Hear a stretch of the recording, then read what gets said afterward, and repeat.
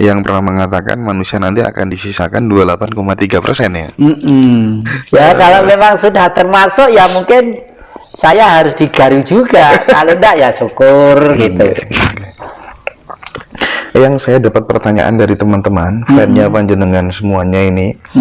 Yang pertama, yang jadi tolong dijelaskan. Saya pengen meditasi untuk mendoakan orang tua, bagaimana caranya? Itu penting ya. Memang memohon itu yang bisa itu hanya dilakukan dengan diam. Jadi waktu itu dengan duduk bisa. Yang baik itu memang dalam keadaan sila ya, sila. Karena waktu manusia posisinya sila, sila itu bahasa Indonesianya apa ya? Ya bersila. Bersila ya. Bersila itu posisi tubuh kita itu mekanisme dan geraknya itu begitu mapan gitu. Lalu tangan ini ditumpangkan di misalnya begini, misalnya ya. Tangan ini ditumpangkan di bisa, begini bisa. Begini depan gini bisa. Kalau tangan itu begini, tangan begini itu tidak bisa. Kalau berdiri sulit lagi. Berdiri fungsinya ada lagi lain, tidak untuk sumarah diri dan untuk meditasi, meditation. Jadi meditasi itu menang ya, Jadi otak itu harus betul-betul kosong. Nah, inilah teori leluhur kita ketemu dengan Tuhan. Itu bisa dilihat dari corak wayang-wayang Purwo itu. Di sini ada namanya jamang mas sungsun tiga kinancingan Garuda mungkur anting-anting sureng pati sang-sangan nalogo ngiras tetali. Itu artinya ketemu Tuhan itu hanya cukup 3 fase. Kalau orang beragama Islam, syariat, tarekat, hakikat makrifat, itu 4 fase lah ya. Itulah leluhur kita abad 7-8-9 sudah membuat buku juga yang namanya Borobudur. Borobudur itu rupa datu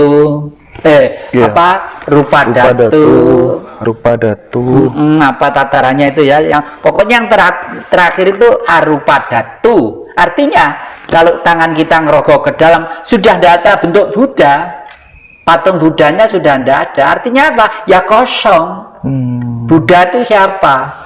Budi atau manusia yang berbudi luhur, itulah ya. Jadi oleh karena itu kalau mati cukup fase 4 itu aja, syariat, tarekat, hakikat, makrifat ya. Barulah yang terakhir di dalam kuluknya wayang itu ada bentuknya seperti ini, seperti patung Buddha di puncak Borobudur itu.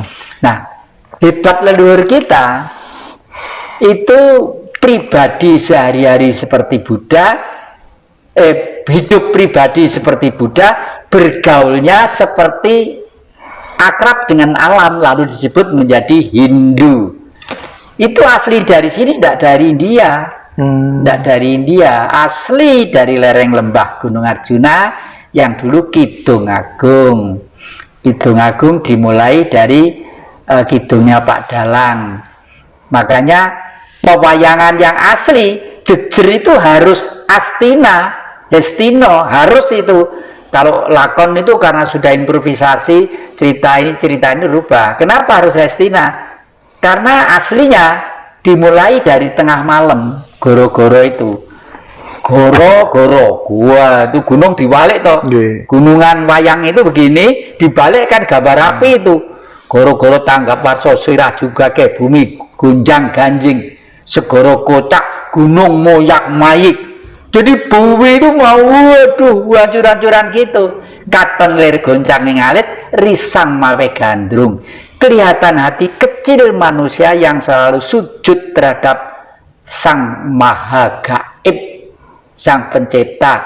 Sujudnya apa kalau tidak meditasi, kalau tidak ning?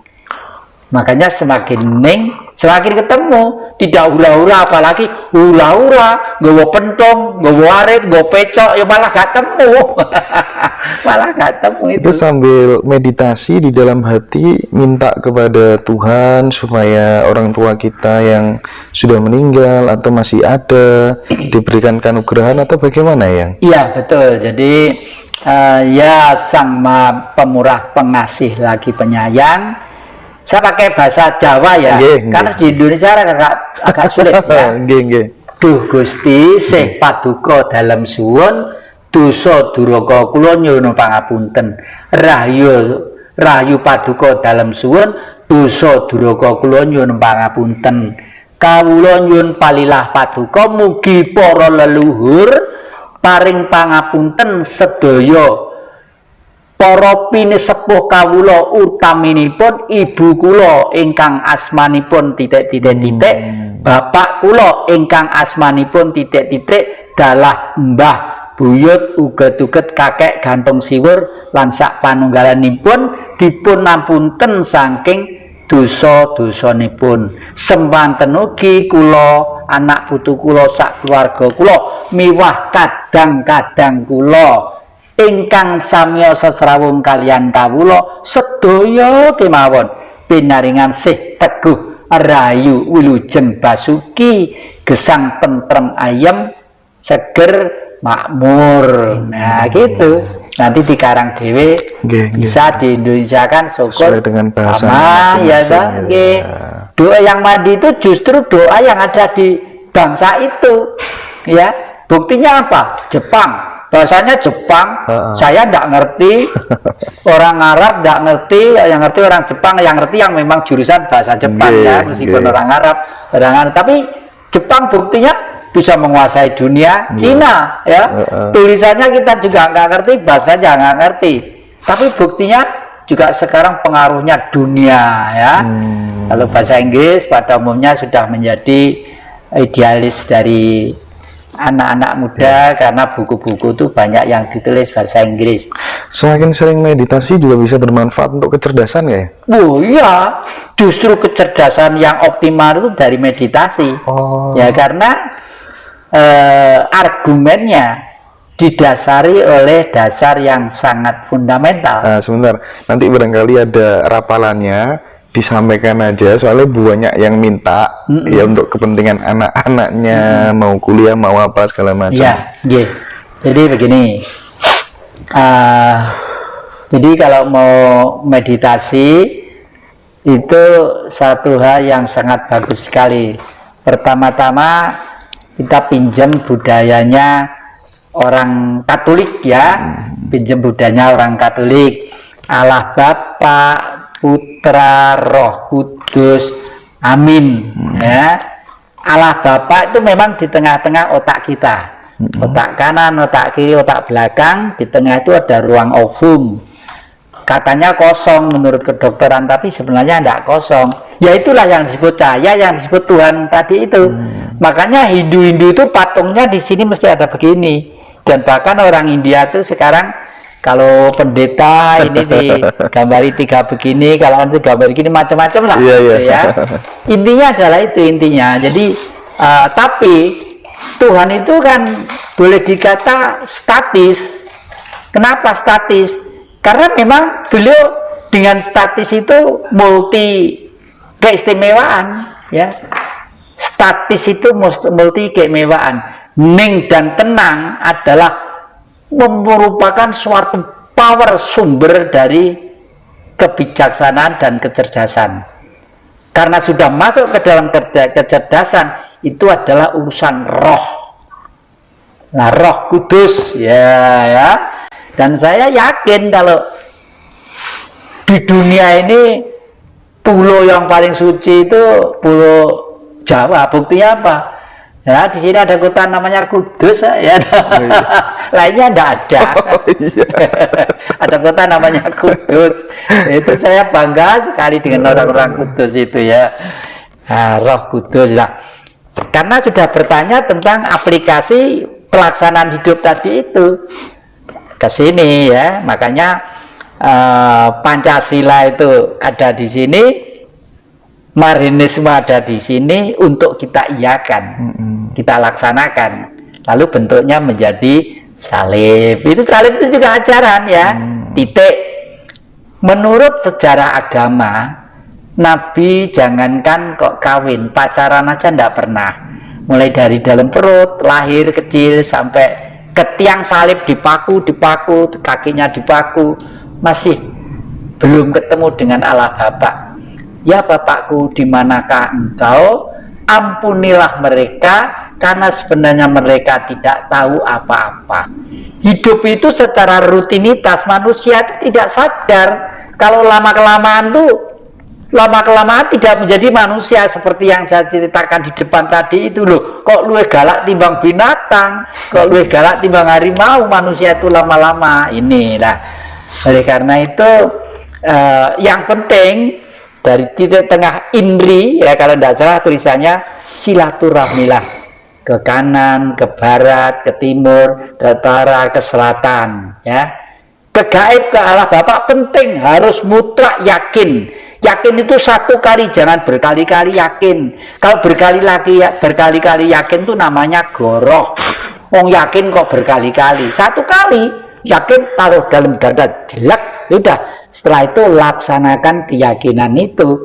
Jangan pagi yakin, sore yakin lagi, besok yakin lagi. Jadi yakin itu satu kali, masukkan ke darah daging semuanya. Makanya di dalam salib itu yang penting tancapkanlah dirimu ke bumi. Makanya yang di bawah itu pasti panjang. Begini, begini, begini.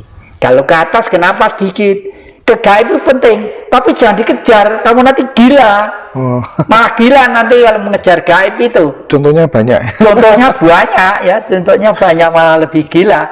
Yang penting tancapkanlah dirimu ke bumi sedalam-dalamnya. Karena bentukku, bentuk kemurahanku, bentuk kesabaranku, bentuk wujudku ya alam itu. Allah, alam, apa bedanya? Cuma ada O dan A. Kalau O itu zero, artinya suci, di mana titik rentang lurus dempet menjadi bulat. Karena hidup di garis tengah, yang atas plus, yang bawah minus. Plus itu apa? Angkasa, minus itu bumi. Makanya kita itu semua nempel di bumi, harus hidup di bumi, makan di bumi, dan lain sebagainya. Bumi harus kita pelihara dengan baik. Karena kita diadakan di muka bumi ini adalah untuk mengabdi ke bumi. Karena tanpa bumi kita tidak bisa hidup. Lalu Ibu Maria siapa? Kan kadang-kadang ada orang yang sok pinter mengatakan, waduh itu nyeleweng kali ya, nggak punya bapak, nggak punya anak. Kadang-kadang begitu ya. Ibu itu siapa? Bumi ini. Motherland ya, kalau orang barat menyebut motherland ya. Kalau orang kita Ibu Pertiwi, Bopo Angkoso, Ibu Pertiwi. Mbah kita tuh hebat. Sebelum ada agama masuk, leluhur kita tuh udah paham dan cinta secara rasional dan ilmiah tentang Tuhan. Makanya kalau mati kemana? Ya kembali ke dat atas lagi, balik suci lagi, bahan baku lagi. Ya makanya tubuh kembali ke sang peminjam, daging dipinjami tanah, ya tulang dipinjami air, darah dipinjami api, udara kita hirup, roh kemana? Ke matahari. Matahari itu dingin matahari itu. Buktinya jam 12 siang panas. Mepe semuanya bisa kering, iya karena di bumi, karena gravitasi buminya 9 Joule di magma di sana. Coba naik gunung, ya naik gunung yang tinggi, cuatuan gini lah. Es akan meleleh dan sudah meleleh 2 bulan yang lalu ini. Fenomena bahwa bumi ini harus diperbarui karena sudah lama tereksploitasi. Makanya di era Mojopahit, air itu dialirkan 1 meter di bawah permukaan tanah. Contoh terakhir buktinya masih ada, Segaran di Trowulan. Segaran itu kan di atas tanah begini. Ya, karena apa? Karena di sana itu ada sumber-sumber yang mengalir dari gunung-gunung. dari gunung-gunung mengalir muncak. Kalau dulu di Sidoarjo kayak Lapindo gitu loh ya. Cuma Lapindo itu bentuknya lumpur, di situ air ditampung di segaran itu. Lalu segaran itu merembeskan air 1 meter di bawah tanah. Jadi tanah itu selamanya basah dan subur. Setelah masuk ke era Orde Baru, ada karena beras harus impor, tinja harus impor, tanah harus produktif hasilnya. Lalu musim